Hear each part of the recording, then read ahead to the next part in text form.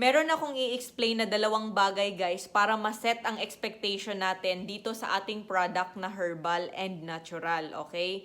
So kung nanglalagas ang buhok mo, gagamitin mo talaga siya every other day, babad ng 1 hour, tapos makikita mo ang result. Actually, depende yan siya sa severity and depende din sa lifestyle mo. Usually, based sa akin and sa mga nagfi-feedback is mga around 2 weeks, mag-stop na ang mga palalagas ng buhok. Sa akin ngayon, dahil gusto ko pa talagang magsusulputan ang mga baby hair kasi nga, ang pinaka-wish ko talaga, nakakapal ang buhok ko. Pero since na nagamit ako nito guys, mag 2 months na, dumami na talaga yung aking buhok. Makapal na siya pag pag itay natin, ayan, makita mo, hindi na yan parang ano ng pusa ha.